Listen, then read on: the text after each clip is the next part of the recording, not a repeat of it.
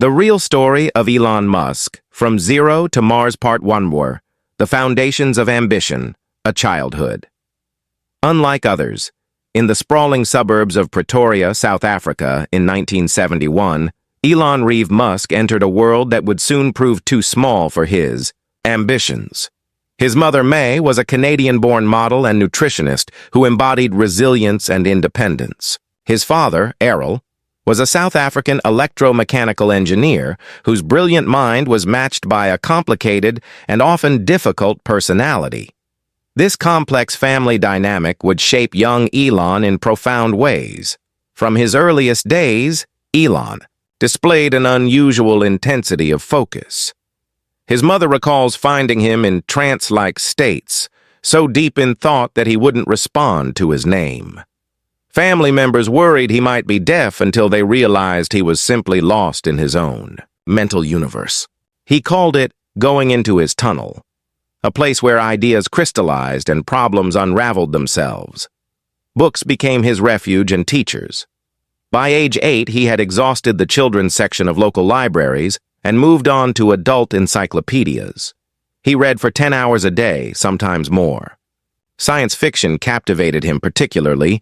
Isaac Asimov's Foundation series, with its vision of humanity spreading across the galaxy, planted seeds that would germinate decades later. Douglas Adams' The Hitchhiker's Guide to the Galaxy taught him to question everything with humor. These weren't just stories to him. They were blueprints for possible futures. The computer revolution in a bedroom in 1981, the 10-year-old Musk encountered his first computer, a Commodore VIC-20. While other kids saw a gaming device, Elon saw a portal to creation. The computer came with a basic programming workbook that was supposed to take 6 months to complete. Elon finished it in 3 days, barely sleeping. Within 2 years, he had created Blastar, a space-themed game where players destroyed alien spacecraft. The game's code, published in a South African computer magazine, earned him 500 South African rand, about $500 at the time. More than the money, it was validation that he could create something from nothing but logic and determination. The crucible of adolescent school was torment. Elon was small for his age, intellectually precocious, and socially awkward. A perfect target for bullies. The abuse was relentless and sometimes savage. The worst incident came when a group of boys attacked him at school, throwing him down a concrete staircase and beating him until he lost consciousness. He spent a week in the hospital. The physical scars healed, but the experience left him with a complicated relationship with authority and a deep understanding of power dynamics. His parents' divorce when he was 9 added another layer of complexity. Initially choosing to live with his father, a decision he would later call a mistake. Elon experienced a household that was intellectually stimulating but emotionally challenging. Errol Musk was brilliant but mercurial, prone to what Elon would later describe as psychological manipulation. These years taught Elon self-reliance and emotional armor that would serve him in the brutal world of entrepreneurship. The Great Escape, as apartheid South Africa became increasingly isolated and militaristic. Elon saw his future narrowing. Compulsory military service loomed. The thought of spending years in the South African Defense Force, potentially oppressing black South Africans, was abhorrent to him. Canada became his escape route. At 17, with just a backpack and a few $1,000s, he landed in Montreal in June 1989. His mother had Canadian citizenship through her father, making Elon eligible as well. But citizenship didn't mean comfort. He spent his first year drifting between relatives, taking odd jobs, cleaning boiler rooms, cutting logs, shoveling grain. The work was brutal, but it was honest, and more importantly, it was a bridge to where he wanted to be. Part 2, The American Dream. Reimagined university years, building the theoretical foundation. Queen's University in Ontario was Elon's first real taste of academic freedom. For 2 years, he absorbed everything, physics, economics, philosophy, but his eyes were always on America. In 1992, he transferred to the University of Pennsylvania on a scholarship, pursuing dual degrees that would define his approach to innovation: physics to understand the fundamental laws of the universe, and economics to understand how to fund changing it. At Penn, Musk's legendary work ethic emerged fully. He would study until 2 a.m., then switch to video games to relax his mind, then back to studying. Weekends meant epic 10-hour study sessions. But he wasn't a hermit. With his college friend Adeo Resi, he turned their house into an unauthorized nightclub, charging admission to parties that sometimes drew 500 people. It was his first lesson in scaling and in the economics of demand. His senior thesis papers revealed his future obsessions. One explored the potential of ultracapacitors for energy storage. Another examined how solar power could transform human civilization. These weren't just academic exercises. They were reconnaissance missions for his future ventures. Silicon Valley. Calling in 1995, Musk arrived at Stanford University to pursue a PhD in applied physics, focusing on energy storage technologies. But the timing couldn't have been worse or better. The internet was exploding. Netscape had just gone public. The digital gold rush was on. After attending exactly 2 days of classes, Musk informed his advisor he was taking a leave of absence. The advisor gave him sage advice. If you start a company and it doesn't work out, you can always come back. Musk never returned. Zip2, the first victory, with $28,000 from their father, a complicated transaction given their relationship, Elon, and his brother Kimball founded Global Link Information Network, later renamed Zip2. The concept was simple but revolutionary for 1995. Put business directories online with maps. Today, it sounds obvious. Then, it required explaining the internet to skeptical newspaper executives. The early days were Spartan beyond belief. The brothers couldn't afford an apartment and an office, so they chose the office.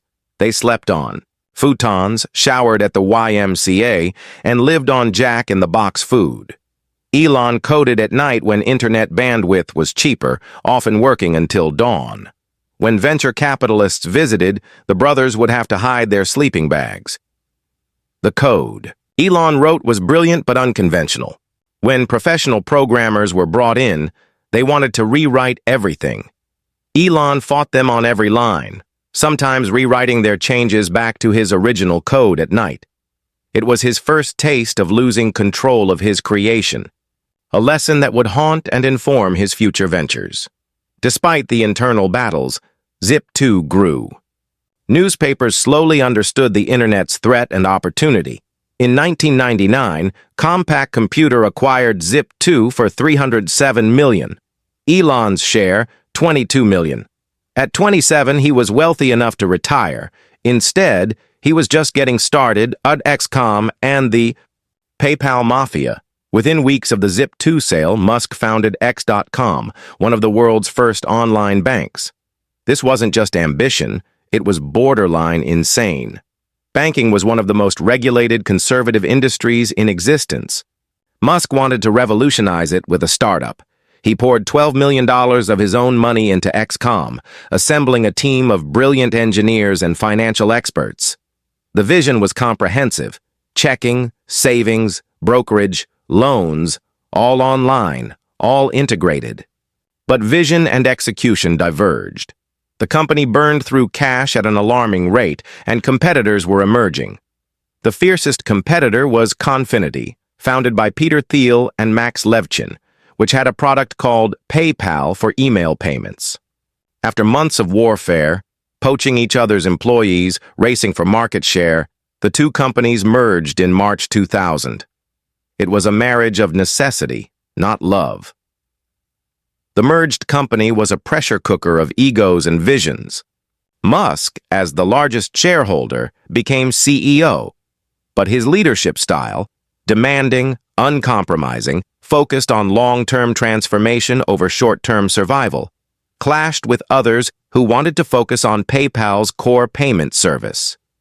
In September 2000, while Musk was on his honeymoon with his first wife, Justine, the board staged a coup, replacing him with Peter Thiel.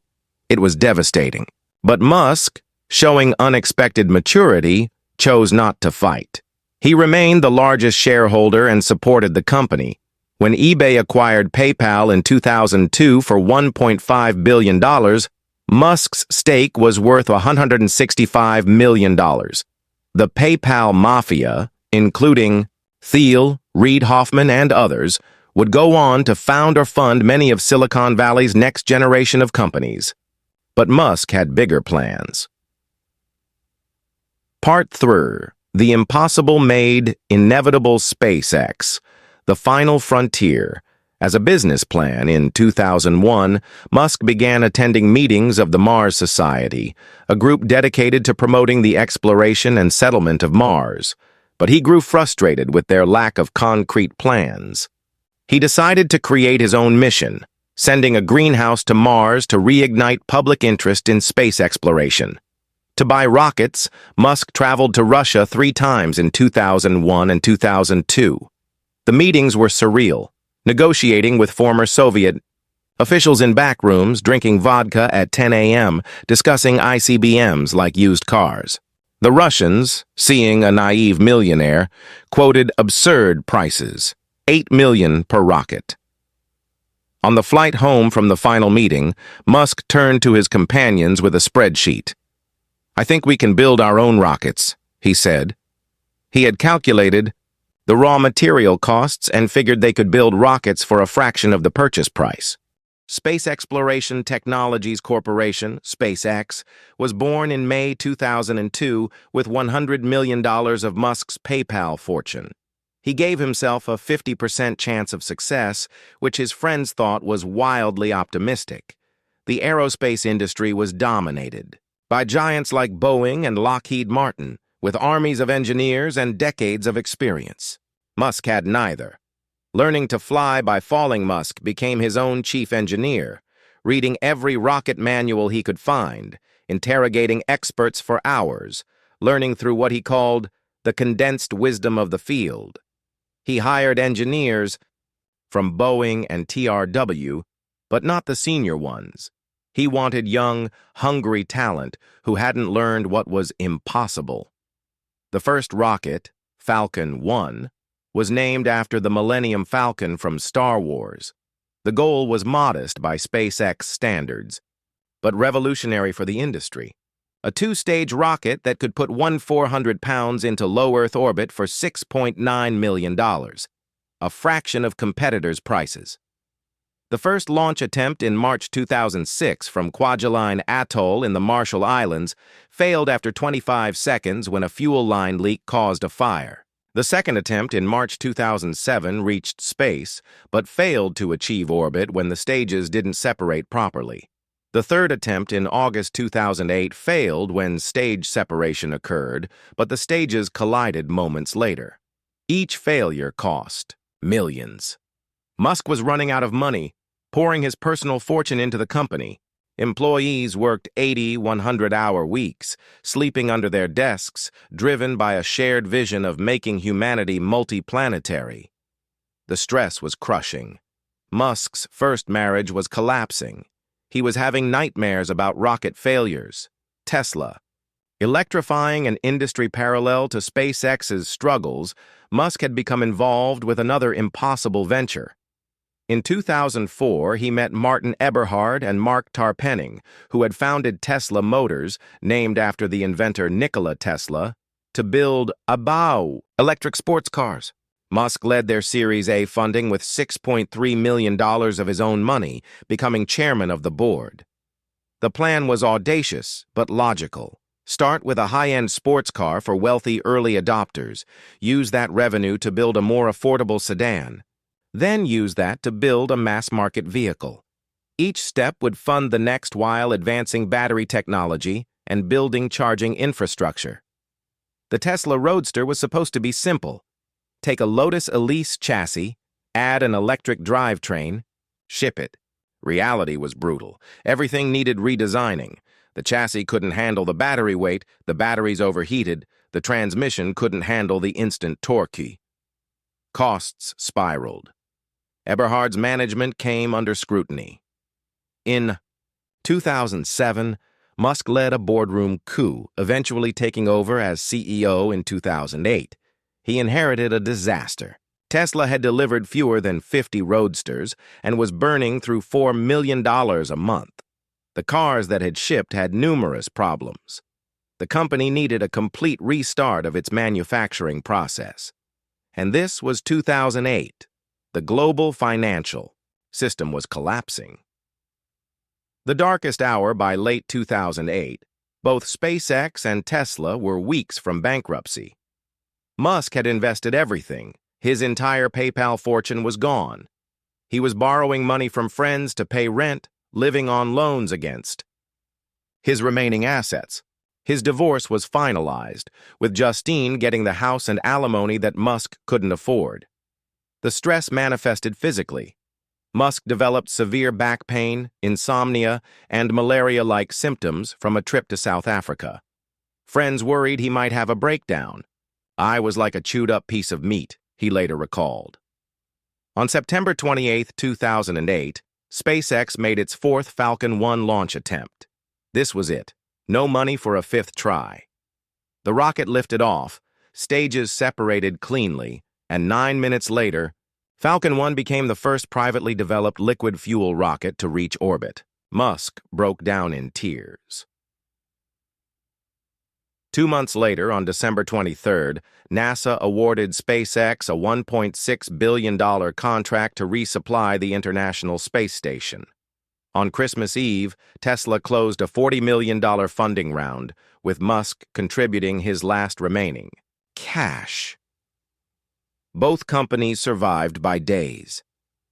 Part 4. The Ascent to Influence SpaceX, Rewriting the Rules.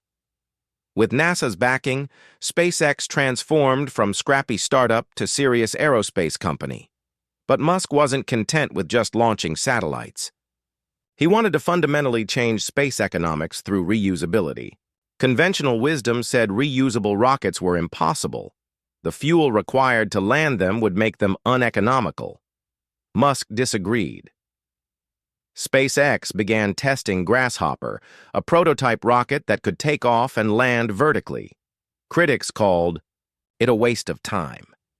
Between 2012 and 2014, Grasshopper completed increasingly complex flights, proving controlled landing was possible. On December 21, 2015, SpaceX made history.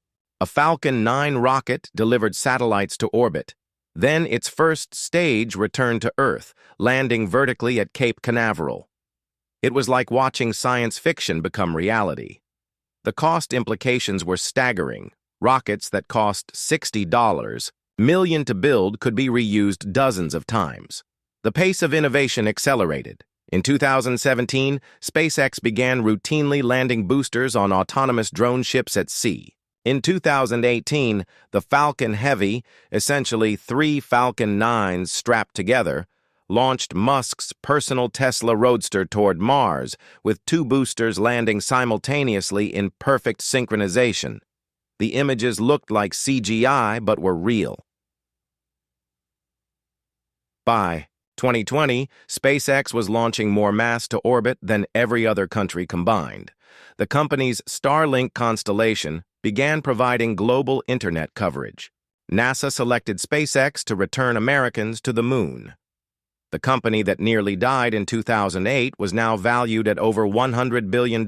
Tesla. From boutique to behemoth.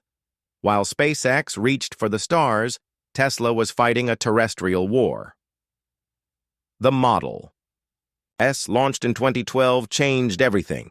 It wasn't just an electric car, it was a computer on wheels, with over-the-air updates that improved performance after purchase. It could accelerate faster than supercars, had a 17-inch touchscreen dashboard, and could drive 265 miles on a charge. Motor Trend named it Car of the Year. Consumer Reports called it the best car ever tested. But Musk wasn't satisfied. He wanted to build the machine that builds the machine, a fully automated factory that could produce cars at unprecedented speed and efficiency. The Model X SUV, with its Falcon Wing doors and bioweapon defense mode, pushed manufacturing complexity to breaking point. Production delays and quality issues plagued the launch. But these were warm-ups for the real challenge, the Model 3 production hell. The Model 3 was Tesla's moonshot, a $35,000 electric car for the masses. When unveiled in 2016, it received 400,000 pre-orders in 2 weeks, each with a $1,000 deposit. It was validation of Musk's vision, but also a massive challenge. Tesla needed to increase production from 50,000 cars a year to 500,000. What followed was what Musk called production hell. The highly automated factory he envisioned didn't work. Robots couldn't handle complex tasks. The production line moved so slowly that workers called it the grandma pace. Tesla was burning through $8,000 per minute and producing just a few dozen Model 3s per week when they needed thousands. Musk moved into the factory, sleeping on the floor, working on the production line himself. He fired executives, simplified processes, and erected a tent in the parking lot to create an additional assembly line. He was micromanaging every detail while also tweeting erratically, fighting with regulators, and smoking marijuana on Joe Rogan's podcast. The pressure peaked in August 2018 when Musk tweeted, "Considering taking Tesla private at $420, funding secured." The SEC sued him for securities fraud. The stock plummeted. Short sellers, betting on Tesla's failure, piled on. Musk later called it the most painful year of his career, but somehow it worked.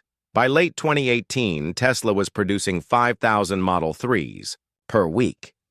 The company turned profitable. By 2020, Tesla's stock price exploded, making it the world's most valuable automaker. Musk's net worth soared past $100 billion, making him one of the world's richest people. Part 5. The Ecosystem of Innovation. The energy revolution Tesla was never just about cars for Musk. It was about accelerating sustainable energy. In 2006, he had helped his cousins Lyndon and Peter Reeve found Solar City, which became America's largest solar panel installer. In 2016, Tesla acquired Solar City for $2.6 billion, a controversial move that critics called a bailout of a failing company. But Musk saw synergy. Tesla's batteries could store solar energy, creating a complete sustainable energy ecosystem. The Powerwall home battery and PowerPack industrial storage systems turned Tesla into an energy company that happened to make cars. Projects like the giant battery in South Australia, built in just 100 days, proved grid-scale storage was viable. The solar roof, photovoltaic cells that looked like regular roof tiles, exemplified Musk's approach. Products had to be better than conventional alternatives, not just greener. Though production challenges persisted, the vision was clear. Every surface collecting energy, every vehicle electric, humanity powered by the sun. Neuralink, merging mind and machine. In 2016, Musk co-founded Neuralink to develop brain-computer interfaces. The immediate goal was medical, helping paralyzed people control computers with their thoughts. The long-term vision was more radical, achieving symbiosis between human and artificial intelligence. The technology involved threading electrodes thinner than human hair into the brain to read and stimulate neurons. In 2020, Neuralink demonstrated pigs with brain implants.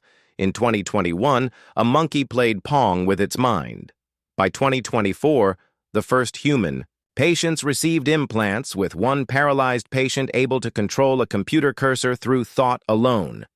Critics worried about privacy, hacking, and the implications of enhanced humans. Musk argued it was necessary for humans to keep pace with AI. "If you can't beat them, join them," he said, envisioning a future where thoughts could be communicated directly, memories downloaded, and human intelligence amplified. The Boring Company. Solving traffic. Underground. In December 2016, stuck in Los Angeles traffic, Musk tweeted, Traffic is driving me nuts. I'm going to build a tunnel boring machine and just start digging. Most thought it was a joke. Within weeks, he had incorporated the Boring Company. The vision was networks of tunnels with electric vehicles on high-speed sleds, bypassing surface congestion. Traditional tunnel boring was slow and expensive, $1 billion per mile in some cases. Musk aimed to reduce costs by 10x through smaller tunnels, continuous tunneling, and faster boring machines. The first test tunnel in Hawthorne, California, opened in 2018. The Las Vegas Convention Center loop began operations in 2021, not the high-speed system originally envisioned, but a proof of concept. Plans for tunnels in other cities faced regulatory and practical challenges, but the company continued advancing tunneling technology. The Twitter transformation in 2022, Musk made his most controversial move yet, acquiring Twitter for $44 billion.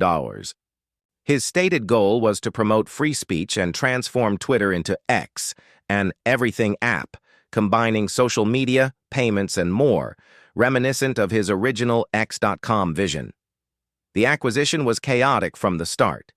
Musk tried to back out, citing concerns about bot accounts, leading to a legal battle that forced him to complete the purchase. Upon taking control, he fired most of Twitter's staff, dismantled content moderation systems, and rebranded the platform as X. The changes were dramatic and divisive. He restored previously banned accounts, implemented a paid verification system, and open-sourced the recommendation algorithm. Users and advertisers fled. The platform's value plummeted, but Musk pressed on, viewing it as essential infrastructure for free speech and his broader vision of an integrated digital platform. Part 6. The Mars Imperative Starship, the Vehicle. For multiplanetary life, while Falcon 9 revolutionized space launch, it couldn't fulfill Musk's Mars ambitions. Enter Starship, a fully reusable 400-foot-tall rocket capable of carrying 100 people to Mars. Made of stainless steel, a controversial choice that proved brilliant, Starship was designed to be mass-produced like aircraft. Development was uniquely public, with prototypes built and tested in Boca Chica, Texas, visible to anyone who drove by. Early prototypes exploded spectacularly. SN1 through SN7 all failed in various ways, but each failure provided data and progress was rapid. By 2021, SN15 successfully flew to 10 kilometers and landed intact. The April 2023 orbital test flight saw the complete Starship system, the ship and its Super Heavy booster, launch together. Though it exploded minutes into flight, it provided crucial data. Subsequent tests showed increasing success, with the October 2024 flight achieving a historic first, the Super Heavy booster returning to the launch tower and being caught by mechanical arms, enabling rapid reuse. The Mars Plan. Musk's Mars colonization plan, regularly updated in presentations, grew increasingly detailed. The first missions would be unmanned, delivering equipment and supplies. Then small crews would establish basic infrastructure, power generation, water extraction, fuel production using Mars's atmosphere. The key innovation was in situ resource utilization, making fuel on Mars for the return journey. The Sabatier reaction could combine Mars's CO2 atmosphere with hydrogen to create methane fuel. This made the economics feasible. Ships wouldn't need to carry return fuel. The timeline remained aggressive. First crewed mission by 2029, a self-sustaining city of 1 million people by 2050. Critics called it impossible, pointing to radiation exposure, psychological challenges, and the sheer cost. Musk acknowledged the challenges but argued the alternative, remaining a single-planet species, was an existential risk. The philosophy went beyond survival. Musk envisioned Mars as a second branch of human civilization, with its own culture, governance, and eventually, independence.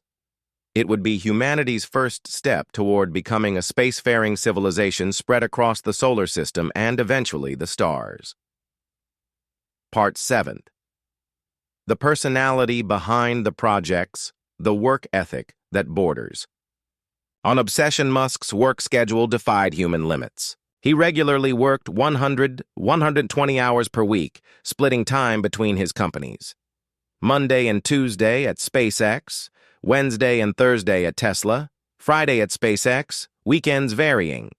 He often slept at factories during production crises, sometimes on the floor, sometimes on a couch in conference rooms.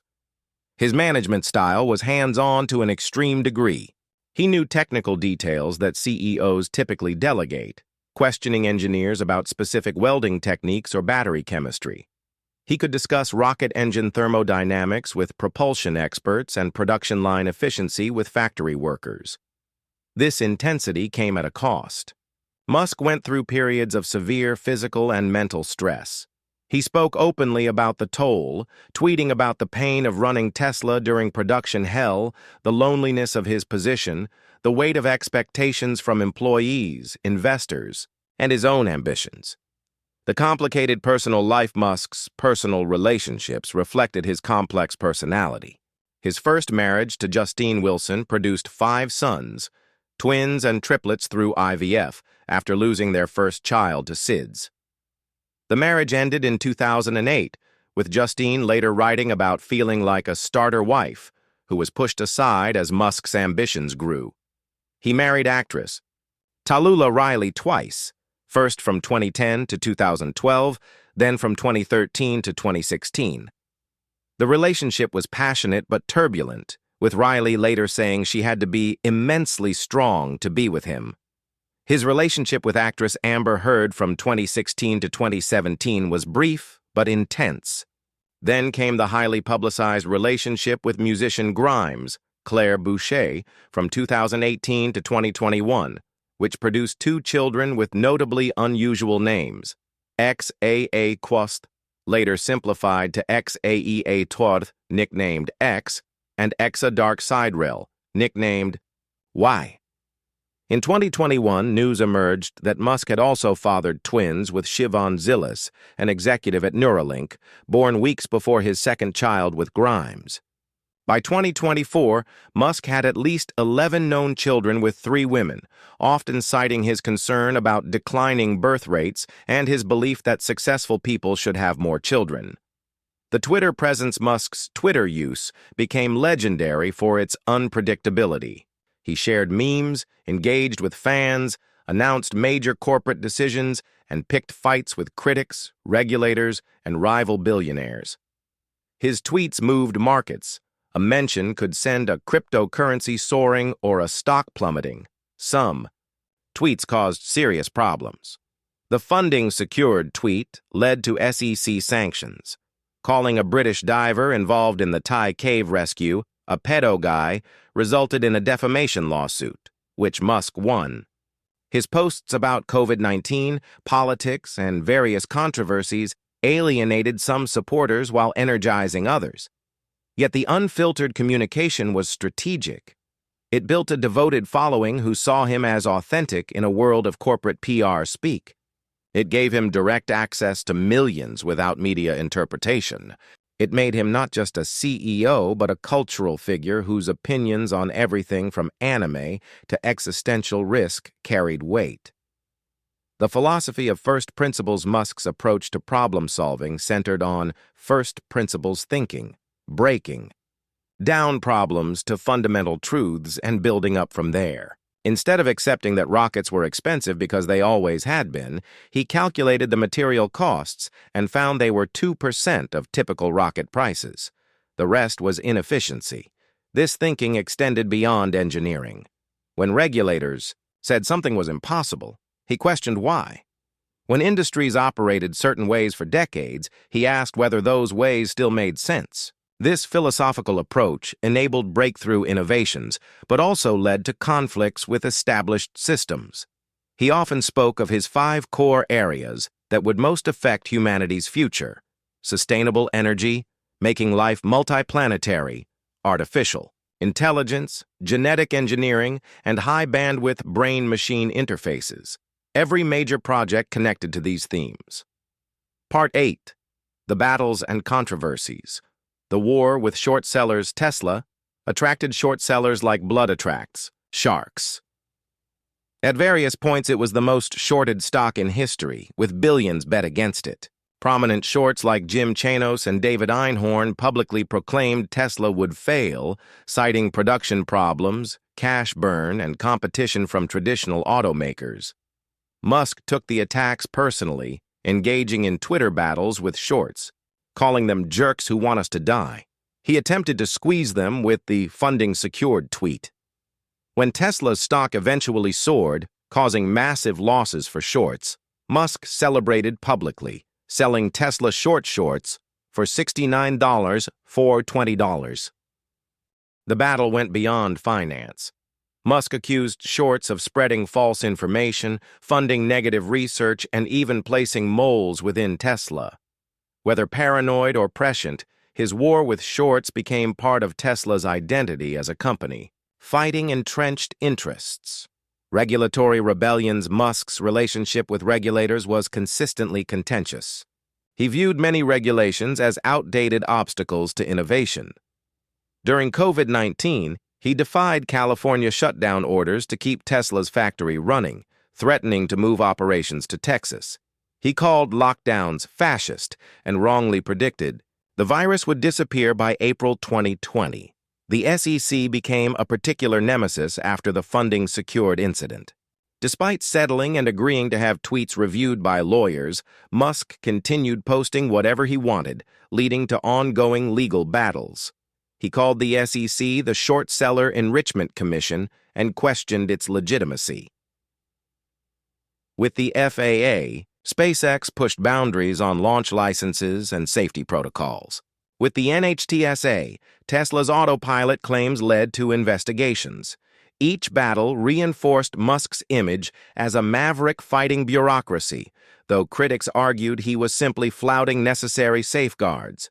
The labor relations Musk's companies were known for exceptional work, but also exceptional demands. Employees spoke of inspiration and exhaustion in equal measure. Tesla factory workers reported injuries above industry average. SpaceX engineers described sleeping at work for weeks during critical periods. Musk opposed unionization efforts at Tesla, with the National Labor Relations Board ruling he had illegally threatened workers. He argued unions would slow innovation, and that Tesla workers were better compensated through stock options. Former employees described a culture of fear where questioning Musk could mean immediate termination. Yet thousands competed fiercely for jobs at his companies, drawn by the mission and the chance to work on revolutionary projects. The cognitive dissonance was stark. Surveys showed Tesla and SpaceX employees were both highly motivated and highly stressed, proud of their work, but often burned out. The AI warnings and paradoxes. Despite founding companies pushing technological boundaries, Musk became one of the loudest voices warning about artificial intelligence risks. He called AI potentially more dangerous than nukes and humanity's biggest existential threat. He co-founded OpenAI in 2015 to ensure AI development remained beneficial and open, yet his warnings seemed paradoxical given his company's AI development. Tesla's autopilot relied on neural networks. Neuralink aimed to merge humans with AI. When OpenAI shifted toward a more closed, profit-driven model, Musk left the board and criticized the organization he helped create, eventually launching his own AI company, xAI, in 2023. The contradiction reflected deeper complexity in Musk's thinking. Technology was both salvation and potential doom. The solution wasn't to stop development, but to shape it, to ensure humans remained relevant in an AI-dominated future. Part 9. The Cultural Impact. The Meme. Lord CEO Musk became the first major CEO to fully embrace internet culture. He shared memes, made jokes about 420 and 69, and referenced anime and video games. He hosted Saturday Night Live, appeared on Rick and Morty, and sold flamethrowers as promotional items for the Boring Company. This approach built a devoted fan base that transcended traditional corporate loyalty. Tesla owners became evangelists. SpaceX launches became cultural events. His tweets spawned countless memes. He turned corporate leadership into entertainment, making business decisions feel like episodes in an ongoing drama. Critics argued this, trivialized serious issues, and enabled a cult of personality that overlooked real problems. Supporters saw it as refreshing authenticity in a world of managed corporate images. Either way, it changed expectations for how leaders could communicate. The influence on entrepreneurship Musk's success inspired a generation of entrepreneurs to think bigger. The Musk doctrine, taking on massive, established industries with first principles thinking and extreme ambition, became a template. Countless startups pitched themselves as the Tesla of their industry. His approach to failure also shifted cultural norms. While Silicon Valley had always preached fail fast, Musk showed what it meant to fail spectacularly and publicly, rockets exploding on live streams, yet persist. He normalized moonshot ambitions in an era of incremental innovation. Young. Engineers increasingly chose SpaceX and Tesla over traditional aerospace and automotive companies, despite longer hours and often lower pay. Working for Musk became a credential, a trial by fire that proved one could handle anything. The political evolution Musk's political stance evolved significantly over time. Initially describing himself as half Democrat, half Republican, he supported Obama, Clinton, and various Democratic candidates. He served on Trump's business advisory councils in 2017, but resigned over the Paris Climate Agreement withdrawal. By 2022, his politics had shifted rightward. He criticized woke culture, COVID restrictions, and progressive policies. He endorsed Republican candidates and moved Tesla's headquarters from California to Texas, citing overregulation and high taxes. His acquisition of Twitter was partly framed as a battle against perceived liberal bias in tech platforms. This evolution alienated some early supporters who saw him as a climate champion aligned with progressive values. Others argued his positions were consistent with a libertarian technocratic worldview focused on human advancement over partisan politics. The shift highlighted how Musk's influence extended beyond technology into cultural and political spheres.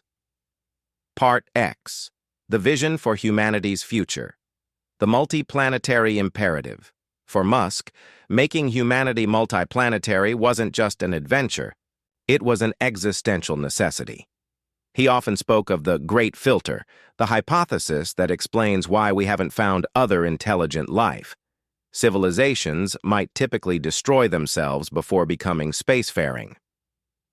Earth faced numerous existential risks: nuclear war, climate change, artificial intelligence, asteroid impacts, supervolcanoes, pandemics.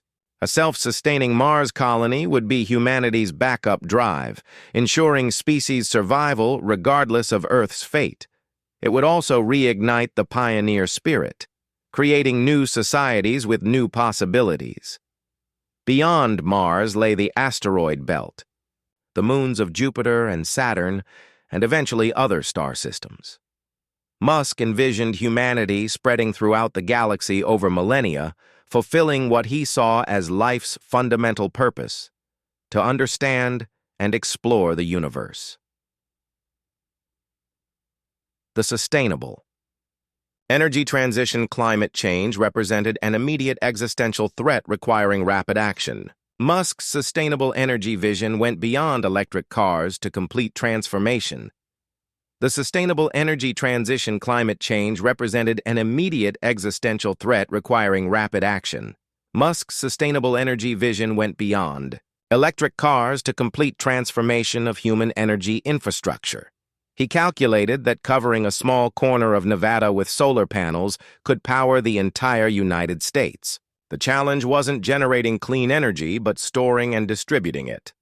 Tesla's master plan, Part 3, unveiled in 2023, outlined a $10 trillion investment to transition Earth entirely to sustainable energy. This included 30 terawatts of renewable power generation, 240 TWh of energy storage, and complete electrification of transportation and heating. Critics called it unrealistic. Musk argued it was inevitable. The only question was timing. The plan extended beyond Earth. Mars colonies would be powered entirely by solar energy. Starship was designed to run on methane, which could be produced sustainably. Even Neuralink's brain chips were designed for ultra-low power consumption. Every venture connected to the larger vision of sustainable abundance. The consciousness revolution, Neuralink represented perhaps Musk's most radical vision. The transformation of human consciousness itself. Initial medical applications, restoring sight to the blind, movement to the paralyzed, were just the beginning. The ultimate goal was augmenting human intelligence to keep pace with artificial intelligence. Musk envisioned a future where humans could communicate telepathically, share memories directly, and access vast computational resources through thought. Traditional education would become obsolete when knowledge could be downloaded. Language barriers would disappear when thoughts transmitted directly. The implications were staggering. What would human identity mean when memories could be backed up and restored? How would society function when thoughts could be shared or hacked? Musk acknowledged these challenges but argued the alternative, being left behind by AI, was worse. The economic revolution, Musk's ventures implied radical economic transformation. Autonomous vehicles would eliminate millions of driving jobs. Starlink would provide global internet, bypassing traditional telecoms. Brain-computer interfaces would redefine productivity. Mars colonization would create an entirely new economy. He spoke of a future where automation handled most labor, requiring new economic models. He supported universal basic income as a necessity when machines outperformed humans at most tasks. Yet he also envisioned new forms of human purpose and achievement in science, art, and exploration. The Mars economy particularly fascinated him. Without existing governments or corporations, it could be designed from scratch. He suggested direct democracy enabled by technology, with laws that sunset automatically unless renewed. It would be humanity's chance to experiment with new forms of civilization. Part 1. The challenges and criticisms, the overpromise. Musk's predictions often proved wildly optimistic. Full self-driving was perpetually next year. The Hyperloop remained largely conceptual. Solar roof production lagged years behind schedule. Mars missions kept sliding into the future. Critics compiled lists of failed predictions, arguing Musk was more hype than delivery. Supporters countered that even delayed, Musk delivered revolutionary products. The Model S arrived late, but transformed automotive. Falcon 9 landing took extra years, but succeeded. They argued his aggressive timelines, while often wrong, pushed faster progress than conservative estimates would allow. Musk himself acknowledged the problem, joking about Elon time, his estimates multiplied by pi. Yet he continued making bold predictions, viewing them as aspirational targets rather than firm commitments. The approach frustrated investors and customers but maintained momentum towards seemingly impossible goals. The quality control issues Tesla's. Quality problems became notorious. Panel gaps, paint defects, and software glitches plagued early Model 3s. Some customers received cars missing parts. Consumer Reports pulled its recommendation multiple times. Traditional automakers mocked Tesla quality as amateur hour. SpaceX had its own issues. Starship prototypes regularly exploded. Starlink satellites failed at higher rates than planned. The Cybertruck's bulletproof windows famously shattered during its reveal. Each failure played out publicly, fodder for critics. Yet customers often forgave what they wouldn't from other companies. Tesla owners formed volunteer groups to help new buyers fix problems. SpaceX failures were celebrated as learning experiences. The products were revolutionary enough that imperfections seemed acceptable, though this patience wasn't infinite. The environmental contradictions, for someone fighting climate change, Musk's actions sometimes seemed contradictory. He flew constantly in private jets, producing massive carbon emissions. SpaceX rockets burned enormous amounts of fuel. Bitcoin mining, which he briefly supported, consumed vast electricity. Critics argued his company's environmental benefits were overstated. Electric car production required intensive mining for battery materials. Rocket launches deposited pollution in the upper atmosphere. Starlink constellation threatened astronomical observation and space debris accumulation. Musk's response was utilitarian. Short-term environmental costs were acceptable for long-term species survival. Electric vehicles were still cleaner than gasoline cars life cycle wide. Rockets were necessary for planetary backup. The perfect couldn't be the enemy of the good in existential challenges. The wealth concentration. As Musk's net worth soared past $200 billion, he became a symbol of extreme wealth inequality. Critics questioned how one person could ethically possess such resources while millions struggled. His tax avoidance strategies, though legal, drew particular ire. The contradiction seemed stark. Musk claimed to be accumulating resources for Mars colonization and human advancement, but those resources could address immediate human suffering. His response that unrealized stock gains weren't real money until sold satisfied few critics. In 2021, he sold $16 billion in Tesla stock, generating roughly $11 billion in taxes, likely the largest individual tax payment in history. Yet this barely dented criticisms about billionaire wealth concentration. The debate highlighted fundamental disagreements about capitalism, innovation incentives, and social responsibility. Part 2. The Inner Circle and Company Culture, the Loyalists. And lieutenants behind Musk's public persona was a core team of executives who translated his visions into reality. Gwynne Shotwell, SpaceX president since 2008, balanced Musk's ambitious promises with operational execution. J.B. Straubel, Tesla co-founder and longtime CTO, made electric vehicles technically viable before leaving to found battery recycling company Redwood Materials. Tom Mueller, SpaceX's founding propulsion engineer, developed the Merlin engine that powered Falcon 9's success. Franz von Holzhausen designed every Tesla since Model S, creating the distinctive minimalist aesthetic. These and others formed an inner circle that could interpret Musk's demands, push back when necessary, and deliver the impossible. The relationships were complex. Loyalty was rewarded with stock options that created numerous millionaires.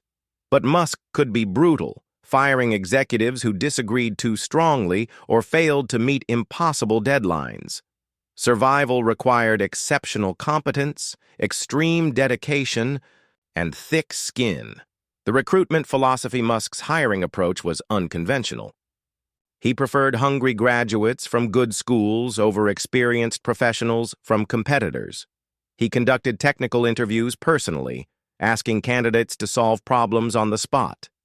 A famous question: you're standing on the surface of Earth. You walk 1 mile south, 1 mile west, and 1 mile north, ending up where you started. Where are you? The companies recruited aggressively from top universities, offering the chance to work on revolutionary projects. They particularly targeted candidates rejected by traditional aerospace and automotive companies for being overqualified or too ambitious. This created workforces of brilliant misfits, united by shared mission. Diversity became an ongoing challenge. The company's demanding cultures and Musk's controversial statements made recruiting and retaining women and minorities difficult. Despite stated commitments to diversity, leadership remained predominantly white and male, reflecting broader tech industry problems. The cultural paradoxes. Working for Musk's companies meant living with contradictions. Employees were told to challenge everything, but could be fired for challenging Musk. They were promised work-life balance, but expected to work weekends. They were building the future, but using outdated facilities and equipment when money was tight. The culture combined Silicon Valley innovation with old-school manufacturing intensity. Software engineers worked next to welders. PhDs collaborated with high school graduates. Traditional hierarchies were ignored. Anyone could email Musk directly with ideas or problems. This created unique dynamics. Tesla factory workers spoke of being inspired by the mission while struggling with repetitive strain injuries. SpaceX engineers described the best and worst job they'd ever had simultaneously. The cognitive dissonance was part of the experience. Building the future required sacrifice. Part the theme, the global impact. The Chinese challenge China became both Tesla's largest opportunity and biggest threat. The Shanghai Gigafactory built in record time in 2019 showed Tesla could succeed globally. Chinese consumers embraced Tesla, making it the top-selling premium electric vehicle brand. The factory's efficiency exceeded all others, validating Musk's manufacturing ambitions. But Chinese companies like BYD, NIO, and XPeng rapidly developed competitive electric vehicles at lower prices. They received massive government support and had home market advantages. Some recruited former Tesla employees and allegedly stole trade secrets. The student was becoming the master. Musk walked a tightrope with China, praising Chinese workers and government efficiency, while his other ventures, like Starlink, posed strategic challenges to Chinese interests. As U.S.-China tensions increased, Tesla's dependence on China became a vulnerability. Yet pulling back meant ceding the world's largest auto market to competitors. The European expansion Europe presented different challenges. Strong unions, strict regulations, and entrenched automotive giants made expansion difficult. The Berlin Gigafactory faced years of delays from environmental protests and bureaucratic approvals. When it finally opened in 2022, water usage concerns and labor disputes continued, yet Europe was crucial for Tesla's mission. Environmental consciousness was high, government incentives generous, and charging infrastructure developing rapidly. European manufacturers were transitioning to electric, validating Tesla's vision while increasing competition. SpaceX faced European resistance differently. The European Space Agency saw SpaceX as a threat to its launch industry. Some European politicians called for protecting domestic launch capabilities. Yet European satellites increasingly launched on SpaceX rockets, which were cheaper and more reliable than alternatives. The developing world opportunities Musk's ventures had profound implications for developing nations. Starlink could provide internet to billions lacking connectivity, enabling education, commerce, and communication. Solar panels and batteries could leapfrog traditional power infrastructure. Electric vehicles could reduce urban pollution in densely populated cities, yet access remained limited by cost. Starlink terminals were expensive for rural villages. Tesla's vehicles were luxury items in countries where most couldn't afford any car. The technology existed, but economic models for broad deployment remained undeveloped. Some initiatives showed promise. Tesla's planned $25,000 compact car could reach middle-class consumers globally. Starlink partnered with governments and NGOs to provide emergency connectivity. But critics argued Musk's ventures primarily served the wealthy while claiming humanitarian goals. Part 14th, The Future Trajectories. The Next Decade's Ambitions. By 2024, Musk's companies had laid out ambitious plans for the next decade. SpaceX aimed for regular Mars cargo missions by 2026 and human missions by 2029. Starship would enable space stations, lunar bases, and point-to-point Earth travel. Starlink would provide direct-to-phone connectivity globally. Tesla targeted 20 million vehicles annually by 2030, requiring new factories worldwide. The Cybertruck, Semi, and a compact car would complete the lineup. Full self-driving would enable robo-taxis, transforming transportation economics. Energy storage would scale to grid-level deployment globally. Neuralink planned to expand from medical applications to enhancement, though timelines remained vague. The Boring Company proposed networks in multiple cities.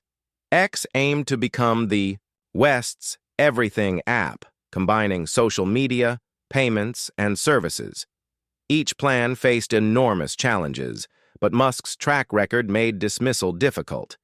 Critics who said landing rockets was impossible were proven wrong. Those who said electric cars couldn't compete were proven wrong. The pattern suggested betting against Musk was risky, even when his goals seemed absurd. The succession questions. As Musk entered his mid-50s, succession questions grew louder. His companies depended heavily on his vision and decision-making. Previous attempts to replace him, like at PayPal, suggested the companies might struggle without him. Yet his erratic behavior and numerous ventures raised concerns about sustainability. He spoke vaguely about succession, suggesting his children might someday run the companies. He created a complex web of holding companies and trusts, but no clear succession plan emerged, creating uncertainty for investors and employees. Some argued the companies had matured beyond needing Musk. Tesla had established market position. SpaceX had steady NASA contracts, but others noted how quickly advantages could evaporate in fast-moving industries. The question remained whether Musk's ventures were building lasting institutions or temporary vehicles for his ambitions. The legacy considerations. History will likely remember Musk as one of the early 21st century's most significant figures, though judgments will vary. Supporters will cite electric vehicle adoption, private space industry creation, and advancing sustainable energy. Critics will point to labor practices, wealth inequality, and unfulfilled promises. His impact transcended specific products.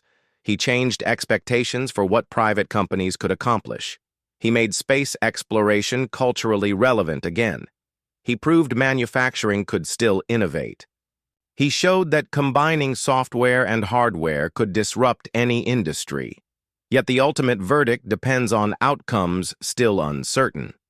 If Mars colonies thrive, he'll be remembered as humanity's pioneer. If Neuralink enables human-AI symbiosis, he'll have shaped evolution. If sustainable energy prevents climate catastrophe, he'll be a savior. But if ventures fail or cause harm, history's judgment will be harsher. Part 15. The Philosophical Framework. The simulation hypothesis. Musk frequently discussed the possibility that reality might be a simulation, arguing the odds were in base. Reality were billions to 1 against. This wasn't idle speculation, but connected to his world view. If reality might be simulated, then pushing boundaries and taking risks became even more important, either to escape the simulation or make it interesting enough to continue. This philosophy influenced his approach to problems. Traditional constraints might be arbitrary rules in the simulation. Physical laws were the only real limits. Social conventions, regulatory frameworks, and industry practices were just software that could be rewritten. The perspective enabled thinking that seemed impossible to those accepting conventional reality. The meaning of life. When asked about life's meaning, Musk often referenced Douglas Adams' The Hitchhiker's Guide to the Galaxy, where the answer to life, universe, and everything is 42, meaningless without the right question. Musk concluded that expanding consciousness and understanding were key to finding the right questions. This drove his multiplanetary ambitions. Spreading consciousness throughout the universe wasn't just survival, but increasing the universe's ability to understand itself. Each new world would develop unique perspectives, advancing collective understanding. Intelligence was the universe. Becoming self-aware and spreading it was participating in cosmic evolution. The Great Filter and Fermi Paradox, the absence of observable alien civilizations despite the universe's vastness, Fermi's paradox, deeply concerned Musk. The Great Filter hypothesis suggested something prevented life from becoming spacefaring. Was it behind us, making intelligent life rare, or ahead, meaning civilizations typically self-destruct? This existential anxiety motivated his urgency. If the filter was ahead, humanity needed to spread before encountering it.